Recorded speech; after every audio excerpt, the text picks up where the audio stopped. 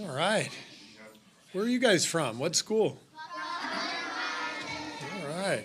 What grade? Second grade. All right. Warriors fans? Let's go.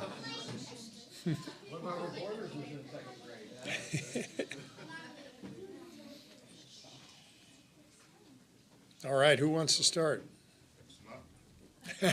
I got a lot of hands raised back here, Monte. I think we should. Are we gonna, Raymond? Are we gonna field any questions from back there? No. Do those at the end. All right. At the end. All right. Sounds good. All right, Monte. How did Jonathan look today? He looked good. We scrimmaged a little bit, and he took part in the scrimmage. And I would say he's probable for tomorrow. We just, we'll wait until game time to make a decision, but he's trending towards playing for sure. What's the operating plan for him tomorrow? Should he be cleared to play? The operating plan is to win the game, whatever that takes. And I won't put him in the starting lineup. We'll keep starting the way we've been starting. We're on a roll. So he'll come off the bench, and you never know how these games go. So whatever it takes to win, that's what we're going to do. Any idea of where you want him in terms of minutes? Nope. I imagine that the ultimate goal will be to play Kuminga in lineups with Steph, with Draymond, with Jimmy. How do you view that combination and how viable it could be? Something that we're for sure going to try, and we have to. I mean, it's obviously has potential to be a dynamic lineup at both ends, and but we also don't want to disrupt the rhythm that we're in right now and the groove we're in. Obviously, every game is crucial at this point in the season. So, it just has to be a process of getting a feel for each game. And, we'll get to that combination at some point, but I can't tell you right now when that'll be. Quinten wasn't in the rotation last time JK was healthy. How do you see those two complementing each other? Yeah, I looked that up yesterday. They literally have not played a single possession together. In theory, they should be pretty good together on offense, because you've got the spacing of QP, the slashing of JK. I imagine we'll find some lineups where those guys are together too. What does Jonathan give you that you don't already have? Well, he's the most explosive player on our roster, and so the ability to score, coming downhill, finish at the rim, get fouled, score in transition, and then defensively, his ability to switch, guard different positions. So I'm excited about all of that. Any update on Brandin? He did not practice with us today. We're just being extra cautious given that it's his back, and so he won't play tomorrow, but we're hoping, later in the week that he can play. All right. I'm just curious if you've seen or if you have a feel for how Jonathan Kuminga is feeling mentally, knowing that he's been out for a while and wanting to get back on the court. Have you had a chance to talk with him about it? Yeah, we've spoken pretty frequently over the last couple of weeks, and he's excited about playing, but he understands the circumstances. This is actually probably the hardest time to return to a team when a team's rolling, because you don't want to disrupt anything, but he's obviously aware of that, and we've talked about just coming in and playing as hard as he can for short bursts, because if he does that, he's going to impact winning, and that's the whole point of this exercise. How do you think Draymond's holding up? Obviously, wanted to not put so much wear and tear on him by not playing at the 5 early this season. You moved to the 5. It's been going obviously well on the court, but how do you think he's holding up, and do you feel like he can keep it going? He's holding up really well, and I think Quinten's insertion into the rotation, whether he's starting like he has the last couple games or coming off the bench, that's helping because Draymond now is getting minutes at the 4. He's not playing all of his minutes at the 5. But he is playing more minutes at that spot than he was earlier in the year. I think it's much different for him mentally and physically if we're doing this the last 20, 25 games of the year and not all 82.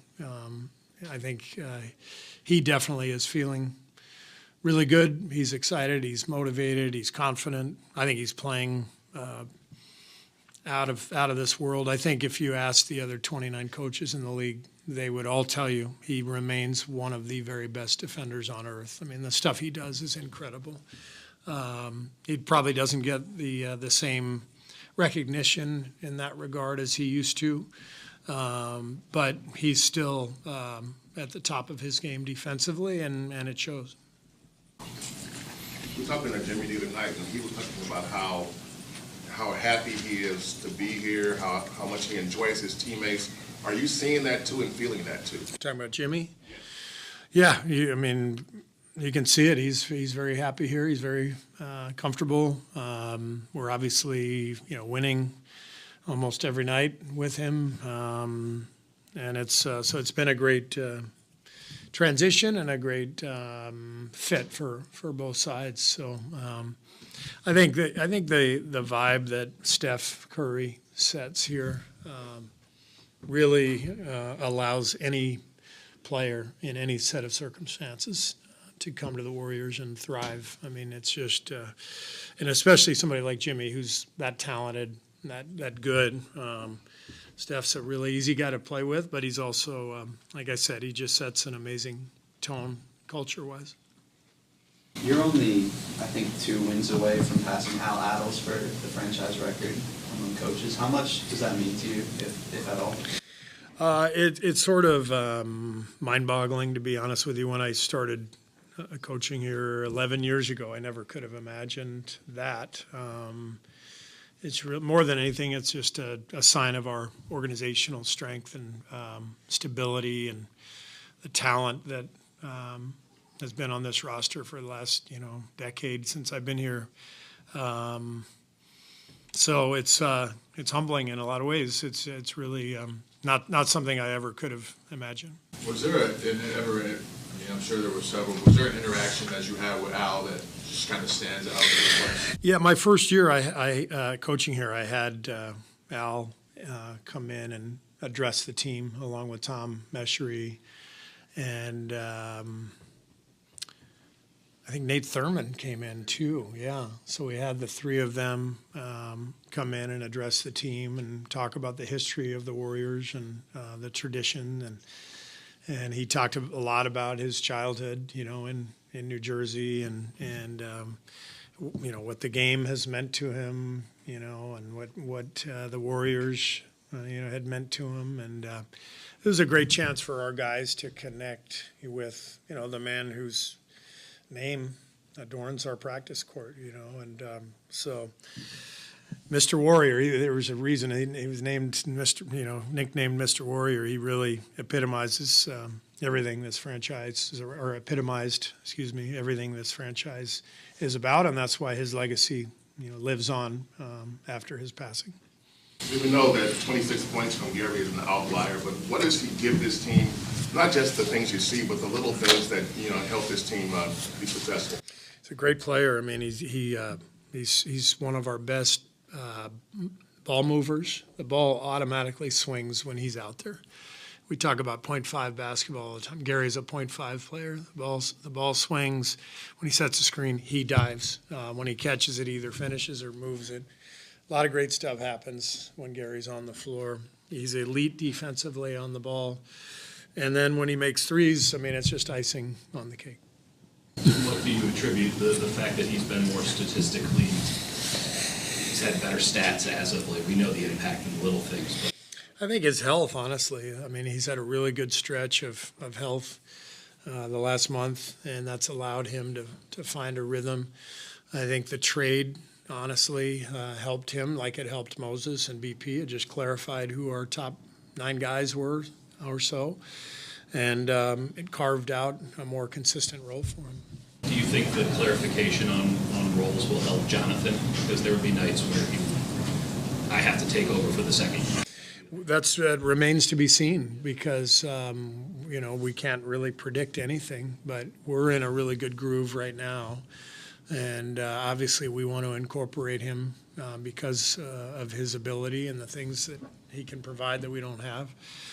But it always has to click, and that's the beauty of basketball. It's a five-man game, and so we've got to help him fit into this current team, which is a completely different team than the one he left when he got injured. That's not working. You ask a question, it's not working. Yeah, Charlie. How do you think, what's the key, like the Moses movie, his defense? What's the key with Moses? His defense? I think his length. He's able to use his length to still bother shots and disrupt dribbles and that sort of thing. I think his tenacity, especially now he's really settled into this role. With Wiggs gone, we're putting Moses on, the best perimeter player night in and night out, and he's really embraced it, and he's doing a great job. See, what do you think is how's Quinten doing in terms of his learning curve defensively? We see what he does on offense, but defensively, how far along is he from where he was? Oh man, yeah, he's dramatically improved from training camp to now. You saw the other night 3 blocks. I think he's just in the right place at the right time. He's really smart and competitive, and the reason he dropped in the draft to 51 is that. Everyone is looking for really dynamic athletes. I think he's more of a hand-eye flow athlete than he is an explosive one. But the key there is if you've got that type of athlete, is he smart and competitive and tough, and he's all those things. And so that allows him to make the plays that he otherwise wouldn't be able to. So he's really learned a lot. He soaks up information. Draymond helps him all the time. It's fun to see his progress. And how much attention do you pay to like tiebreakers and like with the Kings, for example, tomorrow? You have a chance to how much attention do you pay to those things going into the final one? Oh, I look at all that stuff for sure. Yeah, I mean, we have a couple of them. I know over Minnesota. I think over. Do we have it over Memphis right now? Not Memphis. Not as of now. 1-1. What is it? What's the? Yeah, he doesn't know. He's right though. We have it over Houston. Houston and Minnesota. Yeah. We don't have it over Memphis, we're tied 1-1. Okay. When you play a team twice, it's 1-1, there's no advantage. Yeah, a little sensitive over there, isn't it? All right, let's go to, we got a question back here in the second row. Do you think your players sometimes have the attention span of a second grader? On their good days, they do, yeah. On the bad days, it's more like the attention span of a first grader. So, yes, okay, right there. Do you have high hopes for tomorrow? I have very high hopes for tomorrow. We've been playing really well lately, and we need to win the game to keep on the rise. And our guys are motivated, so I think good stuff's going to happen. Let's see here. Yeah, in the green jacket. Do you have a pet? I do. I have a dog named Lulu. She's the best dog in the world. Do you? Yes, I have 2 dogs named Izzy and Homer. I love it. I love it. Okay. In the back. Yeah. With the dress on. Yeah. Where does the name Warriors come from? What a great question. The original franchise was the Philadelphia Warriors. Any idea why they picked Warriors as the nickname? I do not know that, but that was way back in 1946. Yeah. A couple of years before you were born. Great question. I don't know the answer. That was just the people who started the team. That was what they decided. Right next to you. Yep. Yep. When did you start playing basketball? I started playing basketball when I was about 5 years old. we had a hoop in our driveway. I grew up in Los Angeles, and I would, to get the ball to the hoop, I would shoot it underhand over my head. So I'd throw it backwards. And I, for whatever reason, I really loved basketball right away. So I just kept playing. Yes, in the back. Mm-hmm. Why does Steph Curry give us so many books? Why does Steph Curry? Give us so many books. He learned playing those books to the Oakland school. Oh, yeah. Why does he? Because he wants you guys to learn and grow. And he knows how important reading is. How tall is he? 6'3". Right in front, yeah. Yes. How old are you? How old am I? Really old. 59. I'm 59, yeah. From a 69. All right. 96. Is that right? All right, how about right here in the blue sweatshirt? How many championships have you gotten with Michael Jordan? Another good question. I won 3 championships with Michael Jordan. So I like to tell people that he won 3 championships with me. Okay. Yes, in the back. How many records does Steph Curry have? How many what? Records? That would be a question for Raymond Ritter, who is our media relations director. So his job is to know all this stuff. Unfortunately, he usually doesn't. Because Tomorrow night actually needs 2 3-pointers for 4,000 for his career. That's about 900 more than any other player's made in the history of the game. the answer to your question is Steph has dozens and dozens and dozens of records, maybe hundreds of records. Right next, yeah. If you were a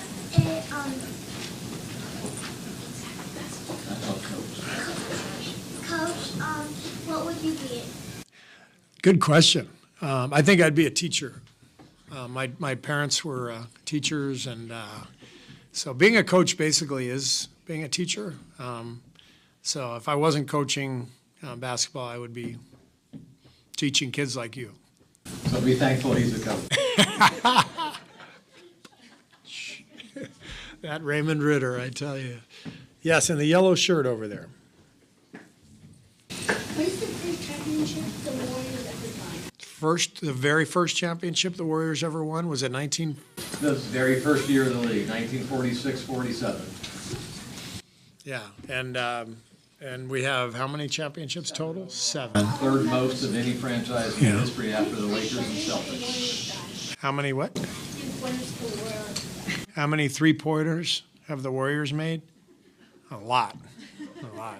Okay, a couple more. Yes. Do you have children? I do. I have 3. Yeah, and I have 1 grandchild and another one on the way. Yeah.